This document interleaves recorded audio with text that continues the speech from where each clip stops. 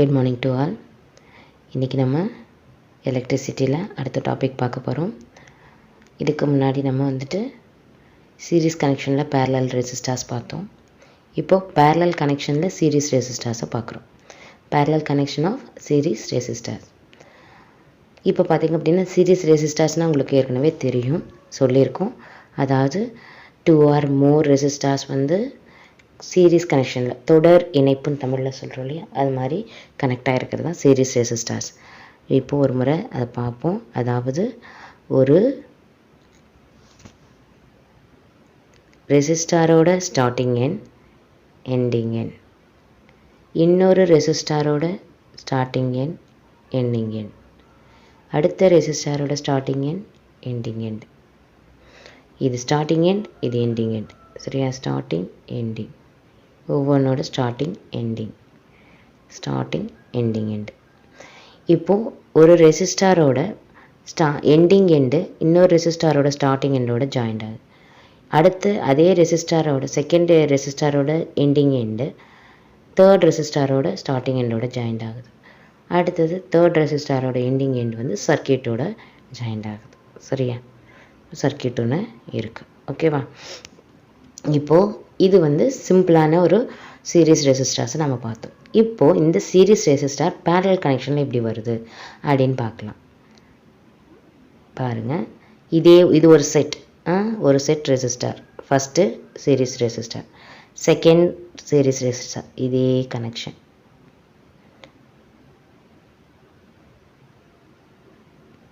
Starting end, ending end, starting end, ending end. இதில் நீங்கள் எத்தனை ரெசிஸ்டர் வேணாலும் அந்த சீரீஸ் கனெக்ஷனில் கொடுக்கலாம். சரியா? இப்போ இது என்ன ஆகுது, இந்த அப்படியே ஜாயிண்ட் ஆகுது. இது ஒரு சீரீஸ். சரியா?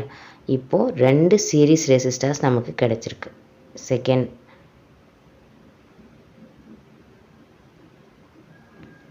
First one, second one. சரியா? இப்போது இந்த 2 சீரீஸ் ரெசிஸ்டர்ஸும் தனித்தனியாக இருக்கிறத நம்ம என்ன பண்ண போகிறோம், ஒரே சர்க்கியூட்டில் கொண்டு வர போகிறோம். அவ்வளோதான். இது என்ன ஆகுது, ஒரே சர்க்கியூட்டில் இப்படி கனெக்ட் ஆகுது. அவ்வளோதான். இப்போது பேரலெல்லாம் இருக்கா. இப்போ இந்த சீரீஸ் கீழே மேலே, இது கீழே. இப்போ பேரலெல்லாம் கனெக்ட் ஆகிருக்கு. கனெக்ஷன் அதாவது ரெசிஸ்டர்ஸ் எப்படியோ சீரீஸாக தான் அரேஞ்ச் ஆகிருக்கு. சரியா? 1 2 3ன்னு இந்த 3 ரெசிஸ்டர்ஸும் பார்த்திங்க அப்படின்னா சீரீஸ் கனெக்ஷனில் இருக்குது, சீரீஸ் ரெசிஸ்டர்ஸில் இருக்குது. பட் அந்த சீரீஸ் ரெசிஸ்டர் 2 பேர் இருக்குது அப்படின்னா அந்த ரெண்டுமே பேரலெல்லாம் உங்களுக்கு அரேஞ்ச் ஆகிருக்கு சர்க்கியூட்டில். ஓகேவா? அதைத்தான் என்னன்னு சொல்கிறோம், parallel connection of series resistor. ஓகேவா? இப்போ நம்ம உள்ள என்ன சொல்கிறாங்க டீட்டெயில்ஸாக அப்படின்னு பார்க்கலாம். சரியா? இப்போது இதுக்கு முன்னாடி நம்ம என்ன பண்ணிட்டோம்,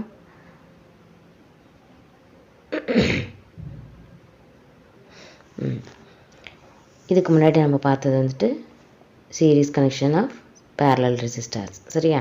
இப்போ parallel connection of series resistor. If you consider a connection of a set of series resistors connected in a parallel circuit. சரியா? சர்க்கியூட் என்ன ஆகுது, parallel circuitஆ வருது. You get a parallel series circuit. அப்போ அப்படி செட் பண்ணுறோம் நம்ம சீரீஸ் ரெசிஸ்டர்ஸ் 1 2 3ன்ட்டு நிறைய இருக்குது அப்படின்னா அதை நம்ம என்ன பண்ண போகிறோம், parallel கனெக்ஷனில் கொடுக்க போகிறோம். parallel கனெக்ஷனில் கொடுத்து அந்த சர்க்கியூட்டை என்னன்னு சொல்ல போகிறோம், பேரலல் சீரீஸ் சர்க்கியூட் அப்படின்னு சொன்னோம். இதுக்கு முன்னாடி சீரீஸ் கனெக்ஷனில் வந்ததை சீரீஸ் பேரலல் சர்க்கியூட்னு சொன்னோம். இதை பேரலல் சீரீஸ் சர்க்கியூட் அப்படின்னு சொல்கிறோம். சரிங்களா? இப்போது let R1 and R2 be connected in series to give an effective resistance of RS1. என்ன சொல்கிறாங்க, நம்ம இதையே தான் நம்ம பேரலில் பார்த்தோம். அதாவது பேரலல் ரெசிஸ்டாரை சீரீஸ் கனெக்ஷனில் கொண்டு வந்ததை பார்த்தோம். இதில் பார்த்திங்க அப்படின்னா R1ன்னு ஒரு ரெசிஸ்டார், R2ன்னு ஒரு ரெசிஸ்டார். சரியா? இந்த 2 ரெசிஸ்டாரும் கனெக்ட் ஆகிருக்கு. இதில் சீரீஸ் கனெக்ஷனில் இருக்குது. சரியா? அதாவது டோட்டல் ரெசிஸ்டன்ஸ் கண்டுபிடிக்கிறத நம்ம என்னென்னு சொல்லியிருக்கோம் ஏற்கனவே, எஃபெக்டிவ் ரெசிஸ்டன்ஸ்னு ஒரு பேர் இருக்குதுன்னு சொல்லியிருக்கோம். அந்த எஃபெக்டிவ் ரெசிஸ்டன்ஸை கண்டுபிடிக்கிறதுக்கு என்ன ஃபார்மேட்டு, RS1. R1ன்னு ஒரு ரெசிஸ்டார், இது R1. R2ன்னு ஒரு ரெசிஸ்டார், இது R2. சரியா? இப்போ இது R1, R2ன்னு சொல்லியாச்சு.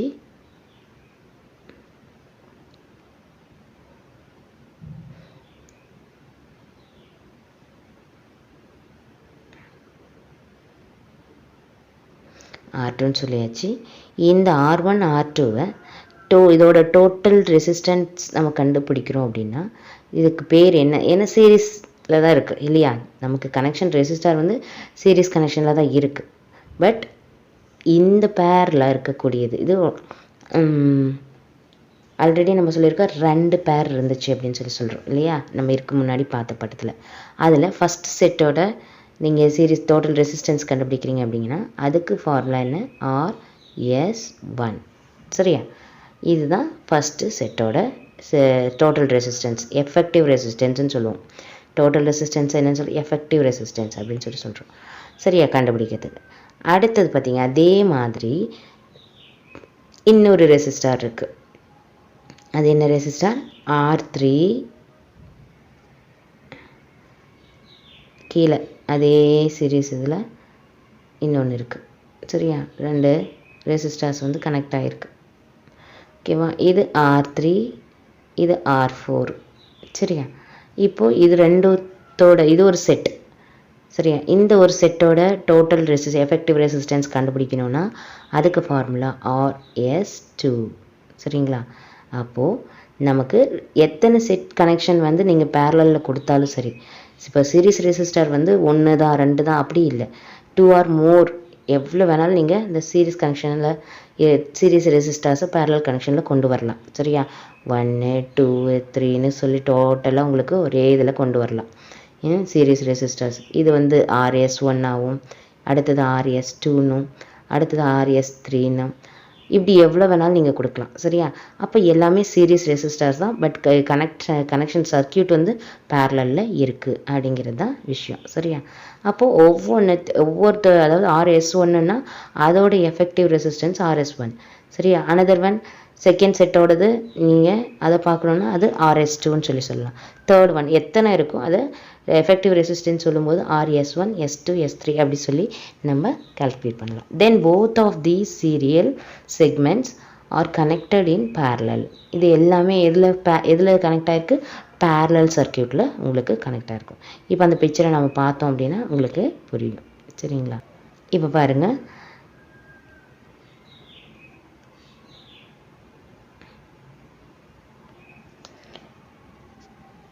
இது ஒரு சீரீஸ் ரெசிஸ்டர்ஸ், இது ஒரு சீரீஸ் ரெசிஸ்டர்ஸ். சரியா? இது ஃபஸ்ட்டு செட் RS1, இது செகண்ட் செட்டு RS2. இதே மாதிரி இன்னும் கூட நீங்கள் சேர்த்திக்கலாம். சரியா? எஃபெக்டிவ் ரெசிஸ்டன்ஸ் கண்டுபிடிக்க RS1, RS2. ஓகேவா?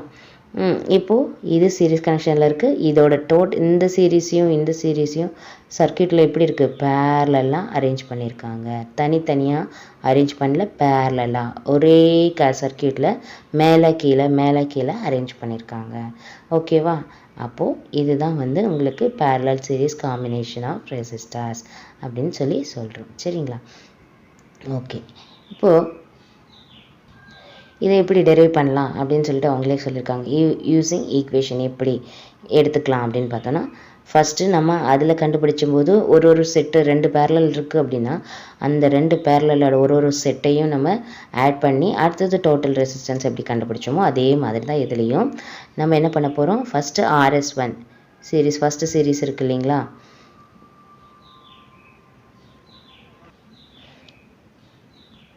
First series RS1, R1, R2 joint ஆகிருக்கு இல்லையா? இந்த சீரீஸோட இதை கண்டுபிடிக்கும்போது இது R1ஐயும் R2ஐயும் ஆட் பண்ணோம் அப்படின்னா RS1 கிடைக்கும். சரிங்களா? RS1 இந்த ஃபார்முலாக்கானது கிடைச்சிரும். இன்னொரு செட் வச்சுருக்கோம் நம்ம R2, R3ன்ற ஒரு செட் இல்லையா? சீரீஸ் ரெசிஸ்டார் R3 அப்படின்ட்டு R3, R4 இல்லையா? அப்படின்னு ஒரு ரெசிஸ்டர். இப்போ இது வந்து RS2ன்னு சொல்லி ஆல்ரெடி சொல்லிட்டோம். இது ரெண்டோட டோட்டல் தான் RS2. சரிங்களா? இப்போ புரிஞ்சுதா? இதே ஃபார்மேட் தான். அப்போது நமக்கு ஒரு செட்டு சீரீஸ் ரெசிஸ்டாரோட ரெசிஸ்டன்ட் எஃபெக்டிவ் ரெசிஸ்டன்ஸ் கண்டுபிடிக்கிறதுக்கு நம்ம அந்த செட்டில் அந்த சீரிஸ் ரெசிஸ்டர்ஸ் எத்தனை கனெக்ட் பண்ணியிருக்கோமோ அத்தனையும் டோட்டல் பண்ணோம் அப்படின்னா அந்த செட்டோட ரெசிஸ்டன்ஸ் அதாவது எஃபெக்டிவ் ரெசிஸ்டன்ஸ் கிடச்சிரும். சரி, ஃபைனலாக நம்ம இது உங்களுக்கு ஆல்ரெடி நமக்கு தெரியும், வோல்டேஜ் கரண்ட்டு இதெல்லாமே நம்ம ஏற்கனவே நம்ம பார்த்தது தான். அப்போ பார்க்கும்போது நமக்கு வோல்டேஜ் வந்து ஒன்றா இருக்கும், கரண்ட் வந்து வேரி ஆகும், ஒரு ரெசிஸ்டர்ஸில் வேரி ஆகும் அப்படின்றத நம்ம பார்த்தோம். இப்போ பார்த்திங்க அப்படின்னா ரெசிஸ்டன்ஸ் இஸ் கிவன் பை, சரியா, என்ன கொடுத்துருக்காங்க அப்படின்னா டோட்டல் ரெசிஸ்டன்ஸ் நான் கண்டுபிடிக்கணும் அப்படின்னா 1/R டோட்டல், சரியா, total resistance equal to already நான் RS1 ஒரு பேர் கண்டுபிடிச்சிருக்கேன், அடுத்தது இன்னொரு பேர் கண்டுபிடிச்சிருக்கேன், இன்னொரு செட்டு, சரியா, சீரிஸ் ரெசிஸ்டர்ஸ் கனெக்ஷன் ஆகுது. அப்போ இதை கண்டுபிடிச்சது நான் ரெசிப்ரோக்கல் தானே எல்லாமே. அப்போது RS1 + RS2 1/RS2, சரியா, இதை நான் ஆட் பண்ணி உங்களுக்கு வந்துச்சு அப்படின்னா அது டோட்டல் ரெசிஸ்டன்ஸ். ஓகேவா, இதுதான் உங்களுக்கு பேரலல் கனெக்ஷனில் சீரிஸ் ரெசிஸ்டர்ஸ் இருக்குது. சரியா, ரெண்டுமே சேம் மாதிரியே தான் இருக்குது. உங்களுக்கு என்னென்னா அந்த கனெக்ஷன் சர்க்கியூட் வந்து சேஞ்ச் ஆகுது, அவ்வளோவே தான் வித்தியாசம், வேறு எதுவுமே வித்தியாசம் இல்லை. சரிங்களா, பேரலல் கனெக்ஷன்னா என்னென்னு பார்த்தோம், அடுத்தது சீரிஸ் கனெக்ஷன்னா என்னென்னு பார்த்துட்டோம். பேரலல் கனெக்ஷனில் சீரிஸ் ரெசிஸ்டார் இப்போ பார்த்தோம், இதுக்கு முன்னாடி சீரிஸ் கனெக்ஷனில் பேரலல் ரெசிஸ்டர்ஸ் பார்த்தோம், அதோட டோட்டல் ரெசிஸ்டன்ஸ் எப்படி கண்டுபிடிக்கிறதுன்னு பார்த்துட்டோம். சரிங்களா, இப்போ இதில் உங்களுக்கு எந்த கன்ஃபியூஷனும் இருக்காது. இப்போ நம்ம அடுத்த டாபிக் போயிடலாம். அடுத்தது பாருங்கள், difference between series and parallel connections. என்ன டிஃப்ரென்ஸ் இருக்குது இதுக்கும் அதுக்கும் அப்படின்னு பார்த்தோன்னா, கண்டிப்பாக பேரலில் ஒரு மாதிரி பார்த்திங்க அப்படின்னா பேரலில் ஒரு மாதிரி யூசேஜஸ், சீரீஸில் ஒரு மாதிரி யூசேஜஸ் இருக்கும். பட் இது ரெண்டுத்துக்கும் என்ன வேரியேஷன் இருக்குது அப்படிங்கிறத நம்ம பார்க்கலாம். First one criteria. இந்த டேபிளில் நல்லா பார்த்தீங்கன்னா தெரியும், கிரிட்டேரியா சீரிஸ் பேரலல்னு கொடுத்துட்டாங்க. என்ன கிரிட்டேரியா கொடுத்துருக்காங்க? First one equivalent resistance. Equivalent resistance அப்படின்னு நம்ம ஏற்கனவே எஃபெக்டிவ் ரெசிஸ்டன்ஸ், ஈக்குவலண்ட் ரெசிஸ்டன்ஸ் நம்ம ஏற்கனவே, அதாவது டோட்டலாக அந்த பேரில் இருக்கக்கூடிய டோட்டல் ரெசிஸ்டன்ஸ் எவ்வளோ அப்படிங்கிறத பார்க்குறது தான் ஈக்குவலண்ட் ஆர் எஃபெக்டிவ் ரெசிஸ்டன்ஸ்னு சொல்கிறோம். சரிங்களா, அப்போது சீரிஸ் கனெக்ஷனில் இருக்குது ஒரு சர்க்கியூட் இருக்குது அப்படின்னா, ரெசிஸ்டன்ஸ் இருக்குது அப்படின்னா அதில் ஈக்குவலண்ட் ரெசிஸ்டன்ங்கிறது எப்படி இருக்குன்னா மோர் தென் த ஹையஸ்ட் ரெசிஸ்டன்ஸ். ஏன்னா அது கண்டினியூஸாக ரெசிஸ்டர் வந்து இந்த தொடர் இணைப்பில் இருக்கும். சரியா, அப்போ அதில் வந்துட்டு ரெசிஸ்டன்ஸ் வந்து ஹையஸ்ட்டாக இருக்கும், ஹையஸ்ட் ரெசிஸ்டன்ஸ் அப்படின்னு சொல்லி சொல்கிறாங்க. சரியா, மோர் தென், ரொம்ப அதிகமாக இருக்கும் ரெசிஸ்டன்ஸ். அடுத்தது பார்த்திங்க அப்படின்னா பேரலில் லெஸ் தென் லோயஸ்ட் ரெசிஸ்டன்ஸ். ஏன்னா பேரலில் உங்களுக்கு பாருங்கள் ஒரு நிமிஷம், இப்போது சீரிஸ் அப்படின்னு எடுத்துக்கிட்டிங்க அப்படின்னா இந்த ரெசிஸ்டார் வந்து கண்டினியூஸாக அட்டாச் ஆகிருக்கும். சரியா, அப்போ உங்களுக்கு ரெசிஸ்டன்ஸ் வந்து உங்களுக்கு ஹைலி பவர்டாக இருக்கும், ஹைலி ரெசிஸ்டன்ஸ் இருக்கும். கண்டினியூஸாக உங்களுக்கு ரெசிஸ்டன்ஸ் கிடைக்கும்போது போய் சேரக்கூடிய அந்த இடத்துல உங்களுக்கு ரெசிஸ்டன்ஸ் வந்து இதெல்லாம் ரெடியூஸ் இங்கே வந்து உங்களுக்கு பர்ஃபெக்டாக கிடைக்கும். சரி, அப்போது ரெசிஸ்டன்ஸ் எப்படி இருக்குன்னா இதில் ஹையாக இருக்கும், இதில் சீரீஸில். பட் பேரலில் எடுத்துக்கிட்டிங்க அப்படின்னா அது எப்படி இருக்கும், பேரலில் இப்போ பாருங்கள் ரெண்டு ரெசிஸ்டார் வந்து நான் பேரலாக அரேஞ்ச் பண்ணியிருக்கேன் அப்படின்னா, பேரலல்னால் தெரியும் இல்லையா நமக்கு இப்படி தானே அரேஞ்ச் ஆகும். இப்போ நான் 2 ரெசிஸ்டார் இருக்குது, இது ஒரு செட்டு, அனதர் 1 செட்டு. சரியா, இதை நான் பேரலாக அரேஞ்ச் பண்ணியிருக்கேன் அப்படின்னா, அப்போது இங்கே போகிற கரண்ட் வந்து 2ஆக பிரித்து அது ரெசிஸ்டன்ஸ் ஆகி அடுத்தது உங்களுக்கு கனெக்ஷனில் திருப்பி வரும். சரியா, அப்போது யோசிச்சு பாருங்கள், போகிற கரண்ட்டு இங்கே சீரீஸில் வந்து கண்டினியூஸாக போயிட்டே இருக்கும். சரியா, கண்டினியூஸாக ரெசிஸ்ட் ஆகிற வரைக்கும் ஆகிட்டு கண்டினியூவாக போயிட்டே இருக்கும். ஸோ அப்போ இதில் வந்து ஹைலி வருமா, இது கரண்ட் பிரிஞ்சு இங்கே போகிற கரண்ட்டு ஃபார் எக்ஸாம்பிளுக்கு சொல்கிறேன் 5 வோல்ட்டு, இதில் பாதி போகுது, இதில் பாதி போகுது, அதில் ரெசிஸ்ட் ஆகி திருப்பியும் போய் கனெக்ட் ஆகுது. சரியா, அப்போது இப்படி போகும்போது இதில் வந்து கரண்ட்டும் ஷேர் பண்ணப்படுது, அதோட வோல்டேஜும் ஷேர் பண்ணப்படுது. அப்போது ரெசிஸ்டன்ஸும் அந்த இடத்துல என்ன இருக்கும், லெஸ்டாக இருக்கும். போகிற கரண்ட் கம்மியாக இருக்கும்போது ரெசிஸ்டன்ஸும் அதுக்கு தகுந்த மாதிரி தானே இருக்கும். அப்போது less than the lowest resistance, இருக்கிறதுலே கம்மியாக இருக்கக்கூடிய ரெசிஸ்டன்ஸில் கம்மியாக இருக்கும், இது அதை விட குறைவான ரெசிஸ்டன்ஸ்லேருந்து குறைவாகவே இருக்கும் அப்படின்னு சொல்லி. சரி, அடுத்தது என்னென்னா அமௌண்ட் ஆஃப் கரண்ட் எவ்வளோ அதில் ஃப்ளோ ஆகும் அப்படின்னு சொல்லிட்டு பார்த்தோன்னா current is less as effective resistance is more. Because ஏற்கனவே நமக்கு தெரியும் ஹைலி ரெசிஸ்டன்ஸ் இருக்கிற இடத்துல கரண்ட் எவ்வளோ இருக்கணும், கம்மியாக இருக்கும்னு நம்ம ஏற்கனவே பார்த்துருக்கோம் இல்லையா. ரெண்டுமே ரெசிப்ரோக்கல். அதாவது மின் தடை அதிகமாக இருந்துச்சு, மின்தடையாக்கிகள் அதிகமாக நம்ம கனெக்ட் கொடுத்துருந்தோம்னா அதுலேருந்து வரக்கூடிய கரண்ட்டு நமக்கு எப்படி கிடைக்கும், கம்மியாக தான் கிடைக்கும். ஏன்னா மின்தடை என்ன ஆகும், அந்தந்த சீரீஸ் கனெக்ஷனில் அங்கங்கே ரெசிஸ்ட் ஆகி லாஸ்ட்டாக நமக்கு கரண்ட் கிடைக்கும்போது கரண்ட்டு கம்மியாக இருக்கும். அந்த எஃபெக்டிவ் ரெசிஸ்டன்ஸ் வந்து மோர் அதிகமாக இருக்கும், கரண்ட்டு லெஸ்ட்டாக கிடைக்கும்னு சொல்லியிருக்காங்க. இப்போ பேரலில் எடுத்துக்கிட்டிங்க அப்படின்னா current is more as effective resistance is less. ஏன்னா கரண்ட் வந்து உங்களுக்கு இங்கே இருக்கிற கொடுக்குற கரண்ட்டு பிரிஞ்சு ரெசிஸ்டன்ஸில் போயிட்டு திருப்பி ஒன்றா சேருது. அப்படிங்கும்போது அங்கே ரெசிஸ்டன்ஸ் வந்து ரொம்ப கம்மியாக இருக்கும், அது கரண்ட் வந்து அதிகமாக இருக்கும். சரிங்களா. பேரலில் ஏன் அப்படின்னா பக்க இணைப்புன்னு சொல்லிட்டு இல்லையா, பக்கத்தில் அந்த ரெசிஸ்டன்ஸ் வந்து செட் ஆயிருக்கு சரியா. இந்த ரெசிஸ்டன்ஸில் பார்த்திங்க அப்படின்னா கரண்ட் வந்து இங்கேருந்து போய் ஷேர் பண்ணி திருப்பி என்ன ஆகுது, ரெசிஸ்ட் ஆகி ரெண்டு ஒன்றா சேர்ந்து அடுத்தது சர்க்கியூட்டில் வருது. அப்படிங்கும்போது கரண்ட் அதிகமாக கொடுக்குது, ரெசிஸ்டன்ஸ் இங்கே வந்து ரொம்ப கம்மியாக இருக்கும். ஏன்னா ரெண்டையும் ஒன்றா கனெக்ட் பண்ணியிருக்கோம். அப்போது இதுலேயும் ரெசிஸ்ட் ஆகும், இதுலேயும் ரெசிஸ்ட் ஆகும். இதோட அளவும் ஷேர் பண்ணி கம்மியாக ரெசிஸ்ட் ஆகுது. அடுத்தது கரண்ட் வந்து கொடுக்கறது அதிகமாக கொடுக்குது. சரிங்களா. அடுத்தது பாருங்கள், switching on off. If one appliance is disconnected, others also do not work. சரிங்களா. ஆல்ரெடி நமக்கு தெரியும் சீரீஸ் கனெக்ஷனில் சர்க்கியூட்டில் இப்படி சீரீஸ் சர்க்கியூட்டில்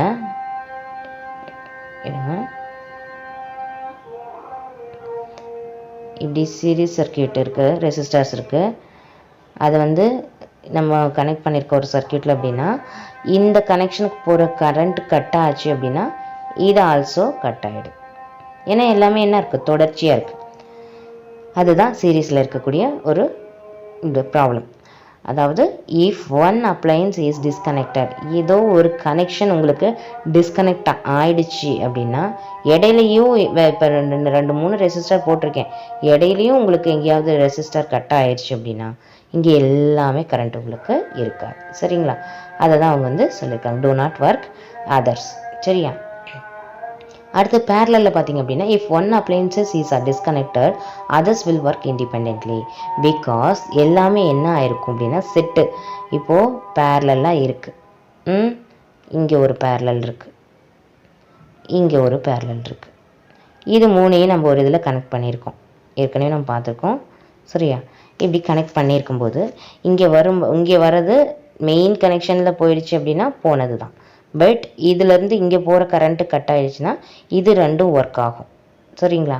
சப்போஸ் இங்கே கரண்ட் கட் ஆச்சு அப்படின்னா இங்கே வந்து ஒர்க் ஆகும், இந்த லைனும் ஒர்க் ஆகும். இந்த ரெண்டு கனெக்டும் கட் ஆச்சுன்னா, அதாவது ஒரு ரெசிஸ்டரில் வந்து ஏதாவது ப்ராப்ளம்னா அனதர் ஒன் எல்லாமே ஒர்க் ஆகும், மற்றது உங்களுக்கு ஒர்க் ஆகாது தனியாக தான். பட் மெயின் கனெக்ஷன் வந்து கட் ஆச்சு அப்படின்னா எதுவுமே ஒர்க் ஆகாது. அது ஆஸ் யூஷுவல் எல்லாத்துக்கும் தெரிஞ்சது தான். சரிங்களா. இப்போ புரிஞ்சிருச்சா. கரண்ட் வந்து சீரீஸ் கனெக்ஷனில் அமௌண்ட்டு அதிகமாக இருக்காது, ரெசிஸ்டன்ஸ் அதிகமாக இருக்கிறதுனால அங்கே கரண்ட் கம்மியாக இருக்கும். அதே மாதிரி பேரலில் பார்த்திங்கன்னா கரண்ட் வந்து அதிகமாக இருக்கும், எஃபெக்டிவ் ரெசிஸ்டன்ஸ் வந்து கம்மியாக இருக்கும். சரிங்களா. அதே பார்த்திங்க அப்படின்னா இந்த ஸ்விட்சிங்கில் பார்த்திங்க அப்படின்னா சப்போஸ் ஒரு அப்ளையன்ஸ் வந்து டிஸ்கனெக்ட் ஆகிடுச்சு அப்படின்னா to not work any one, எதுவுமே வந்து ஒர்க் ஆகாது. ஆனால் பேரலில் பார்த்துட்டிங்க அப்படின்னா ஒரு கனெக்ஷன் போனாலும் பிரச்சனை இல்லை, அடுத்தது ஒர்க் ஆகிட்டே இருக்கும். ஈக்குவலன்ட் ரெசிஸ்டன்ஸ்னு பார்த்திங்க அப்படின்னா இங்கே ரெசிஸ்டன்ஸ் பவர் ஹையஸ்ட்டாக இருக்கும், எதில் சீரீஸில். பேரலில் வந்து லோயஸ்ட்டாக இருக்கும். சரியா. அப்போது உங்களுக்கு தெரிஞ்சுக்கும் பேரலில் லோயஸ்ட் ரெசிஸ்டன்ஸ்னால் கண்டிப்பாக அது அந்த கரண்ட் வந்து அதிகமாக இருக்கும். சரிங்களா. இந்த சீரீஸ் வந்து ஃபஸ்ட்டு எஃபெக்டிவ் ரெசிஸ்டன்ஸ் ஹையஸ்ட் அப்படின்னா இதில் கரண்ட் வந்து கம்மியாக இருக்கும். ஓகேவா. ஈஸியாக நம்மளால் அண்டர்ஸ்டாண்ட் பண்ணிக்க முடியும்.